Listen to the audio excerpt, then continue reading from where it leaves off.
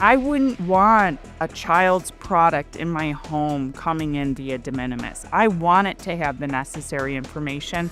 And if that product fails, I want to be able to hold something accountable. So this was a national security issue about access to the United States marketplace and getting rid of a reward that was never intended to be this way.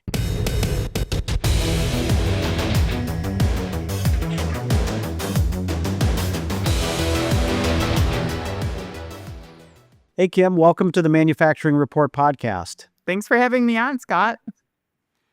So first, I wanted to say congratulations because it's very rare, as you know, when we're able to achieve a policy victory that is good for American workers and has wound its way through the process somehow, despite a lot of opposition. So congratulations on the de minimis victory.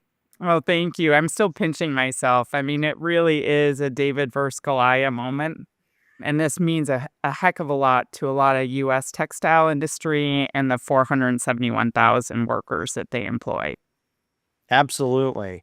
And so, if one were to read the press, or look at TV, it's being out to be like, well, this is going to raise the prices for a lot of these online shopping platforms, or in some cases for other small businesses that have depended on this de minimis to get quote unquote low cost goods in. And that's not the case. And that's why we wanted to walk through this a little bit today. But before we do all of that, Kim, I'm wondering if you can share just with our listeners for like base knowledge, like what is the de minimis loophole? So the de minimis loophole was created in the 1930s to allow travelers coming from abroad to bring in trinkets and things like that and not have to pay a tariff or a tax on it. And to this day, when you go on international travel, you get a declaration form from customs. Are you bringing anything into the United States that's more than $800? You do have to pay a tax or a tariff on it. So fast forward 1930 to almost 2030, and de minimis what ended up becoming a huge monster for Chinese commerce websites that were taking advantage of a loophole, and how the law was interpreted allowed for shoppers at home to click buttons on Shein, Temu, Amazon, have packages delivered to their doorstep by the international mail system with no scrutiny and no tariff. So it was a workaround for absolutely any penalty tariff, and it was never designed to be something more than going on a trip abroad and grandma sending her granddaughter a sweater from Canada. Yeah. Yeah. And I suppose you have to give some credit to the person that figured out they could exploit this, because it made a lot of people a lot of money, cost a lot of jobs here.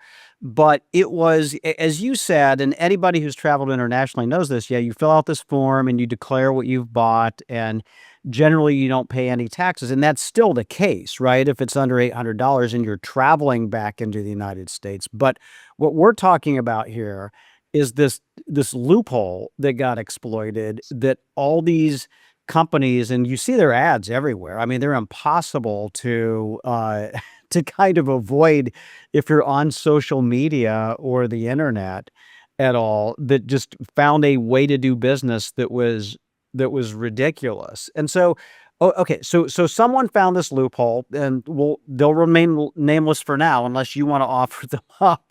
And then, it was like, it wasn't like there was just like one or two folks that were able to take advantage of this, but it sounds like it spurred literally like a college, it sounds like it spurred a cottage industry of firms, online shopping firms that were able to really stick it to bricks and mortar retailers in the United States or even other retailers that were playing Absolutely. by I the mean, this has rules been in a lot of devastating, not ways. just to U.S. textile manufacturers. Scott, just to give you a sense, we had last year 1.4 billion de minimis packages into the United States. In 2016, it was only 150 million. So if there's a loophole in our trade law, please know importers will find it. And you're right. It wasn't just a cottage industry. These are multi billion-dollar companies that were literally created out of nothing to help, and they got a carrot into the United States market because they got duty-free access to the US market. You didn't have to say who manufactured the good. You didn't have to say much information about what was in the box. And imagine being a CBP officer on the other end, and you have a pile of boxes to go through, and you have to certify, is this all safe? How can you? So we got rid of that carrot. Now boxes can still come into the United States, but guess what? They have to have the necessary information. Where was it produced? What is inside the box? And also, it has the necessary information to hold people accountable for the import that comes in. And so this was a wave, it was an avalanche, and it ended up becoming a tsunami into the United States marketplace that we can't control. And any good business person in my manufacturing industry would say, if you can't control something in your plant, you shut it down. And that's what the Trump administration did. And now all these items will have to pay the necessary duty. And yeah, Right. American retailers were hurt by this. Absolutely. Yeah. Yeah.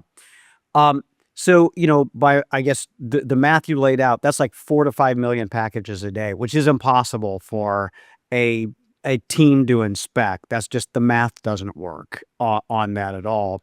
And to be clear, otherwise, imports that are coming into the United States, and there are a lot of them, it's trillions of dollars of value a year.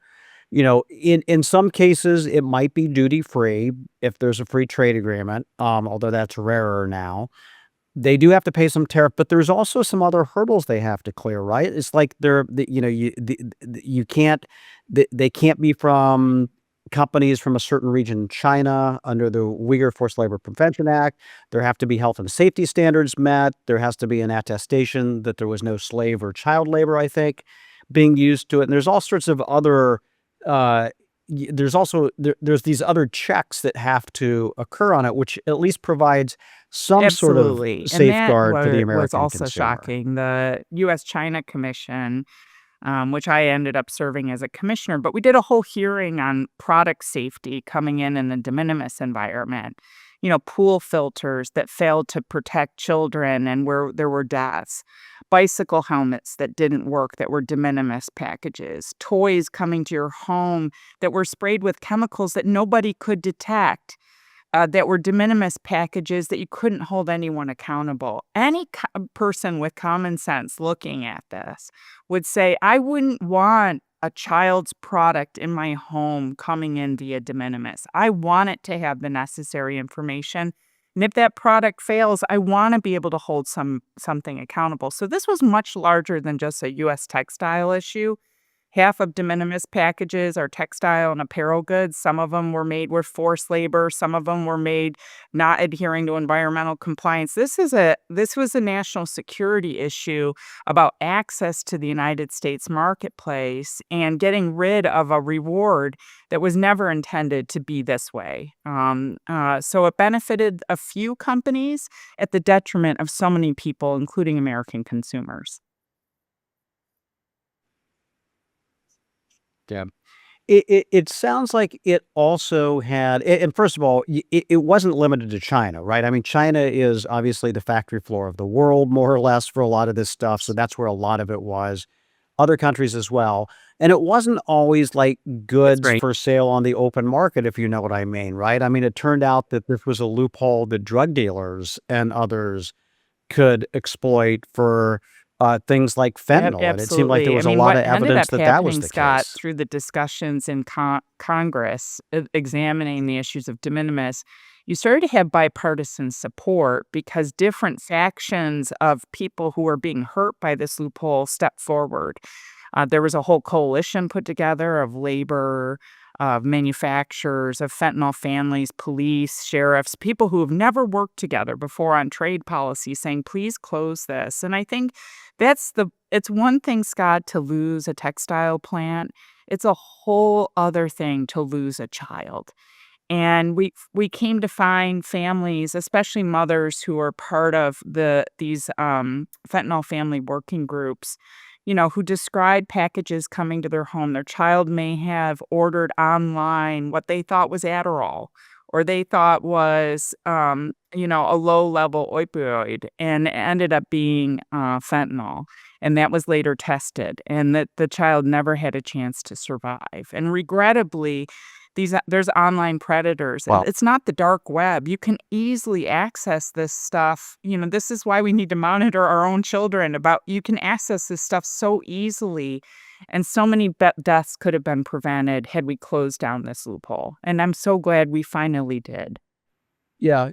So Kim, I wanted to you referenced we arrived at the conclusion, which is this loophole has been closed.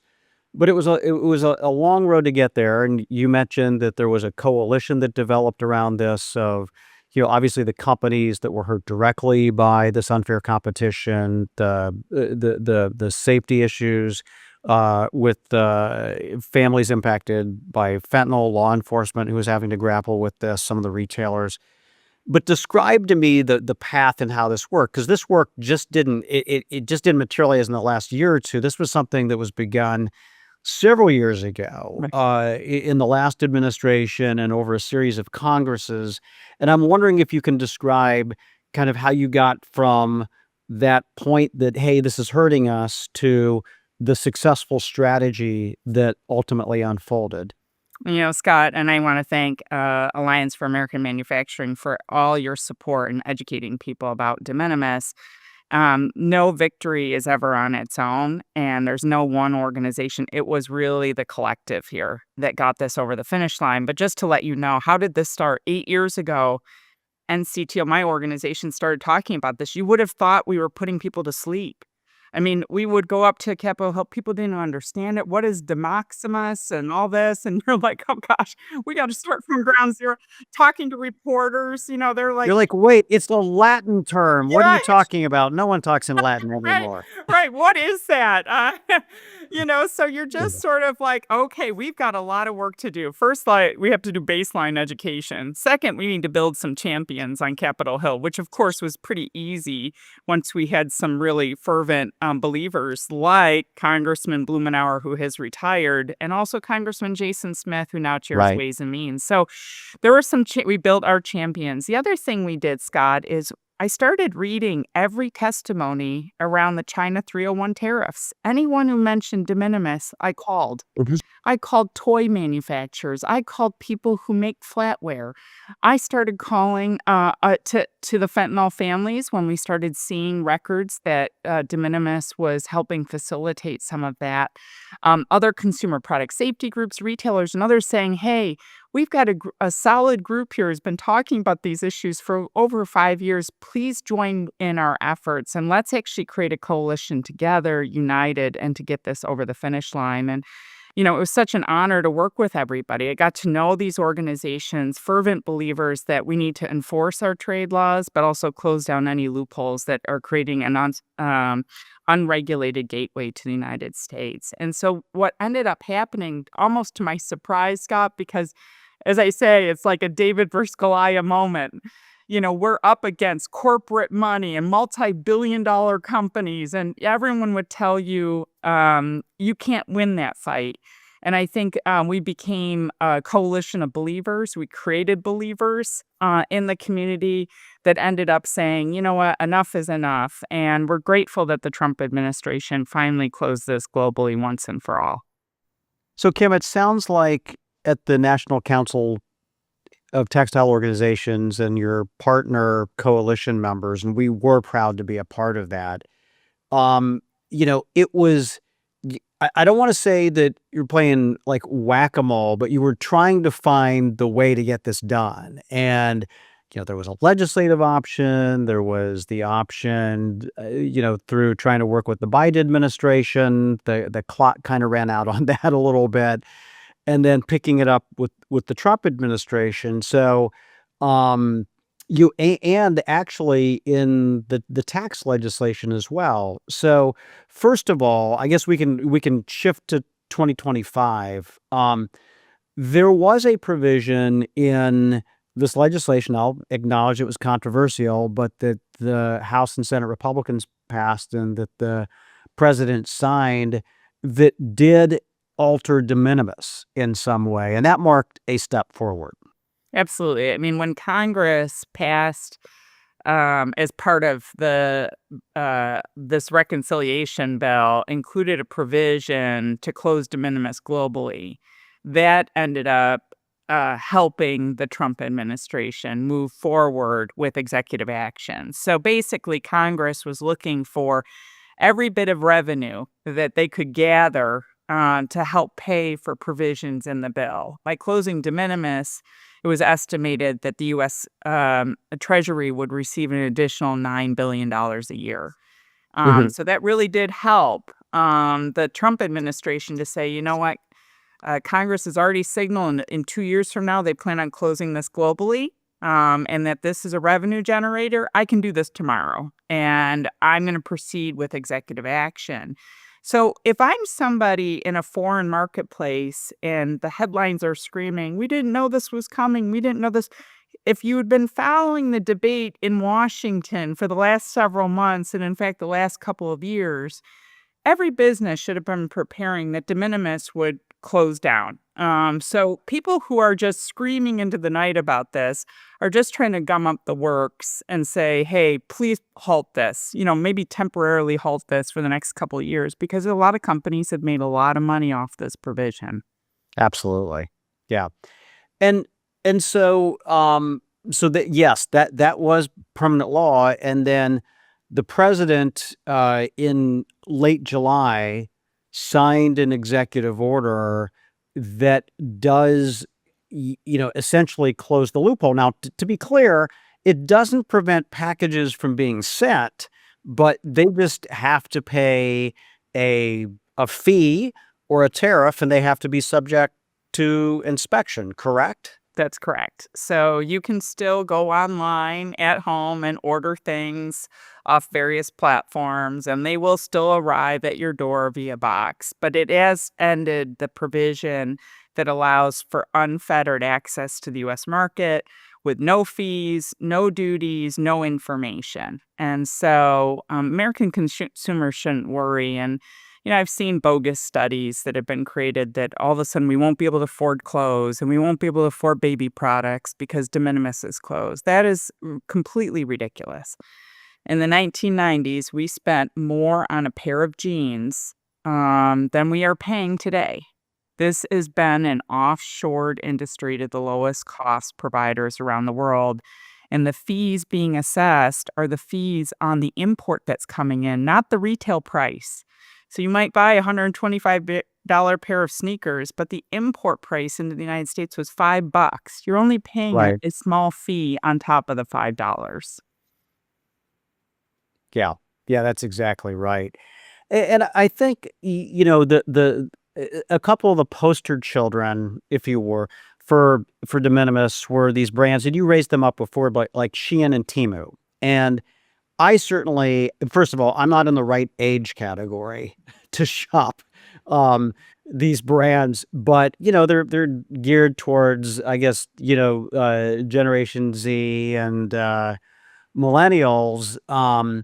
But it was this whole fast fashion where you could click a button and get the latest fashion.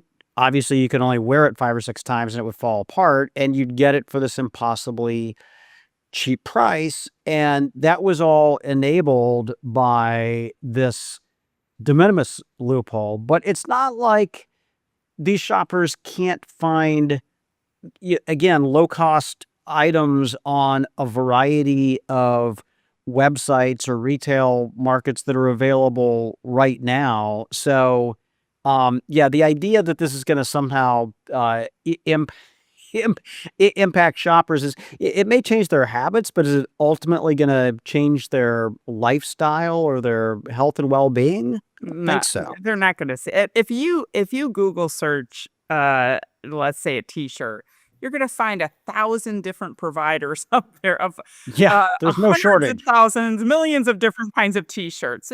And, retail is a highly competitive marketplace, so American consumers are not gonna feel this at all.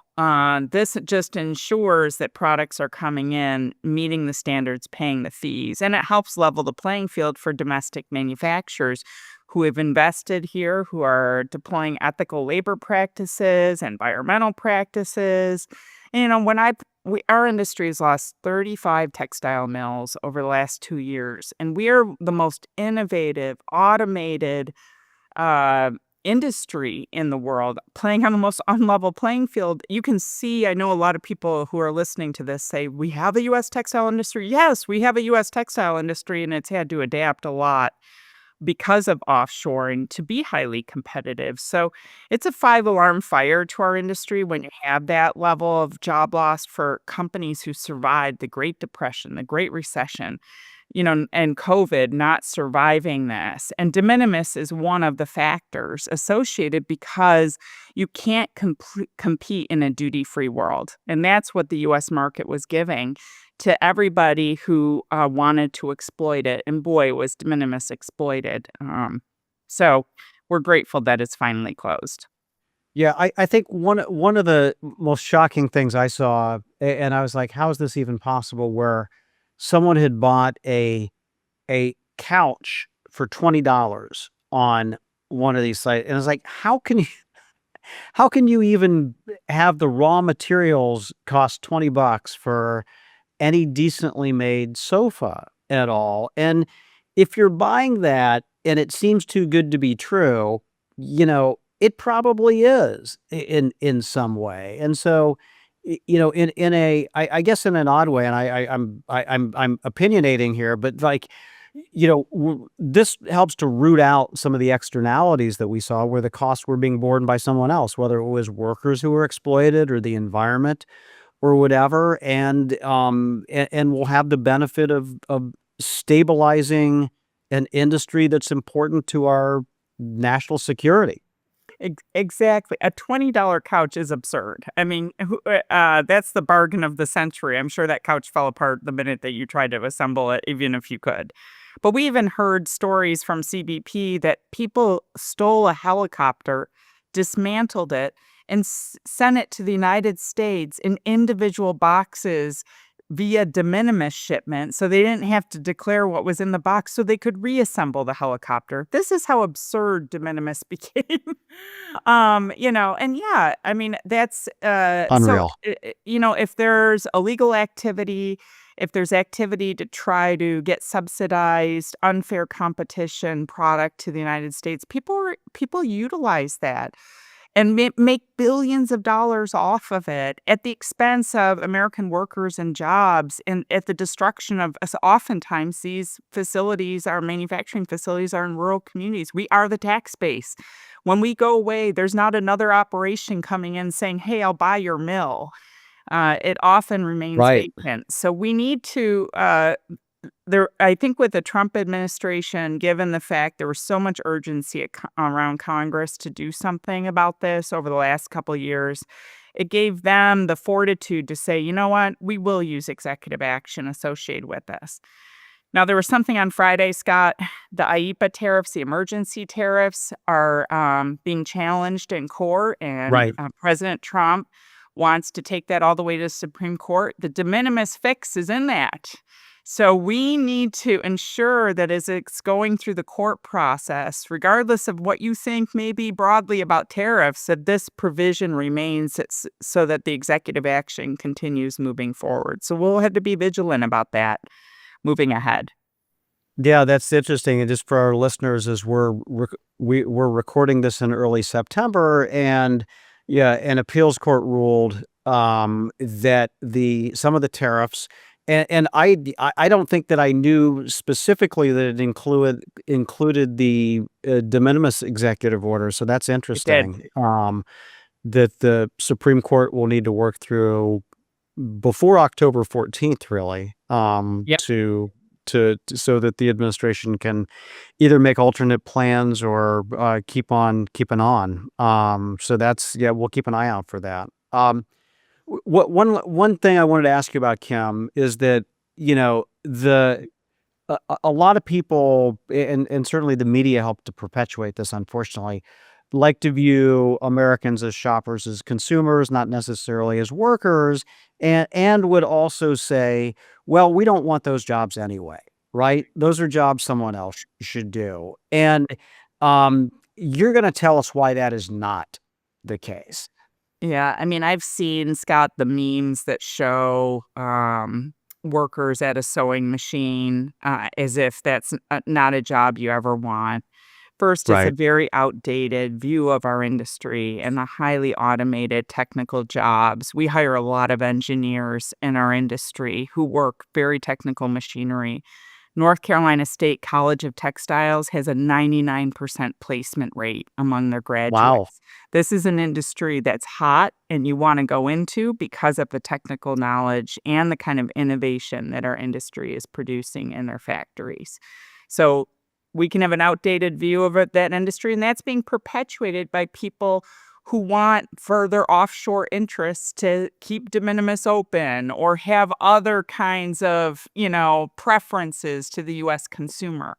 We have over 300 million consumers in the United States, and they've for a long time every other country gains access to the United States market at our expense. So we need to have trade laws that hold predators accountable. We need to make sure that we are thinking about American manufacturers and the workforce here. We cannot become the next generation society that we want to leave our kids without a strong, strong industrial base here at home. And so, thinking about this differently, thinking about other industries like steel, aluminum, glass, all of those are essential industries to our national security. So is textiles. We supply the US military 100% American made Mhm. goods. Do we want to really rely on an adversary country that could embed tracer technologies in our men and women in uniform or light them up on a battlefield? What is the cost of not having a US industry? And I think the last point that I would just remind people, and when COVID hit, our industry got the first call from the administration. What Yeah. can your industry do literally overnight to to retool their supply chains? They hadn't been making PPE. Why? Because we offshored that industry for 30 years. Right. And so literally overnight, within about 1 week, everybody in the industry worked together to retool their operations to make billions of products.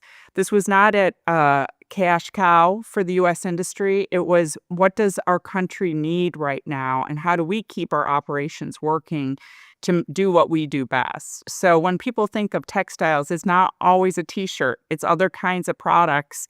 And we need people to understand this is a very updated, highly technical, and innovative industry that's important at protecting. Yeah.